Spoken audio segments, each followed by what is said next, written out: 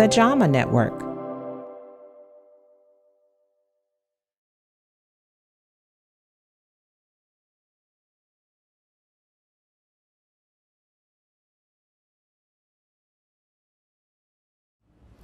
Hello, I'm Christina Fitzmaurice. I'm a senior hematology oncology fellow at the University of Washington, as well as the Fred Hutchinson Cancer Research Center in Seattle, Washington. And today I will talk about the global burden of cancer study, which we are publishing in Jama Oncology. The project started as part of the Global Burden of Disease study, and the Institute for Health Metrics and Evaluation, or IHME, is the coordinating center for the Global Burden of Disease study. And we coordinate over 1,000 collaborators from over 100 countries. And this allows us to actually gather an incredible amount of data, which then allowed us to produce these cancer estimates for our countries and over time. I can give you some big picture findings from our paper.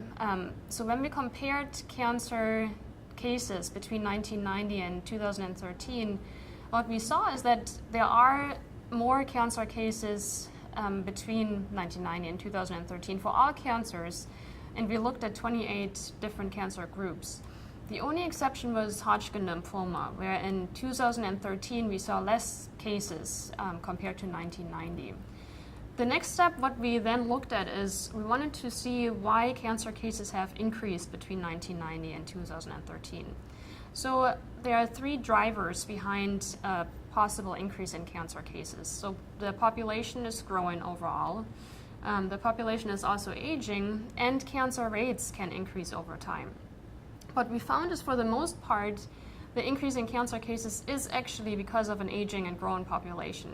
But certain cancers have experienced an increase in cancer incidence rates. And an example for this is, for example, breast cancer, prostate cancer, kidney cancer, thyroid cancer, and non-Hodgkin lymphoma. The good news is that even though cancer incidence has increased when we looked at the combined all-cancer group between 1990 and 13, a lot of countries have made significant progress in reducing cancer mortality throughout this time.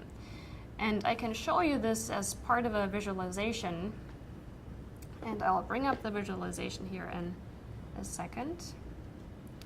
So I will show you cervical cancer as an example. And these maps here show you the cervical cancer mortality rates in 1990 as well as in 2013. And as you can see, between 1990 and 2013, the maps have cooled off a little bit. So they are more blue, which means you see a decrease in mortality rates between 1990 and 2013 for most countries. Well, people still think of sub-Saharan African countries as countries that are most afflicted by communicable diseases like HIV and malaria.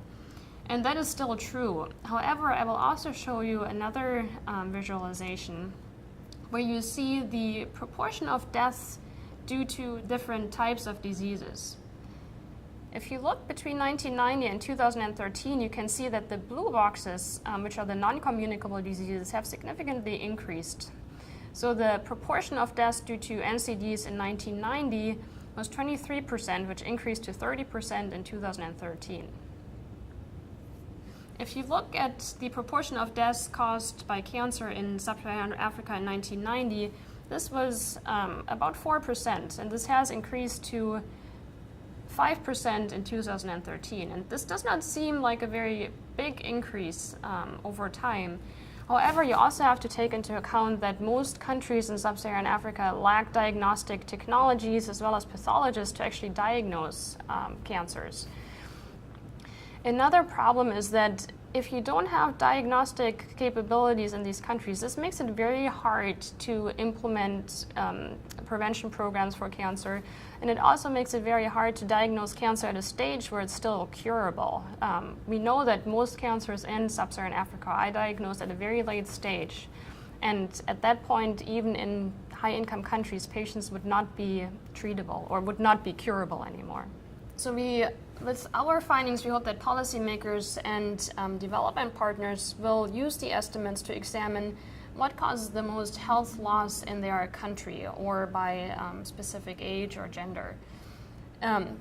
they can also use these estimates to benchmark. So, for example, what causes cervical cancer rates in Rwanda to decline annually by almost 4%? So the cervical cancer mortality decline per year is almost 4% in Rwanda.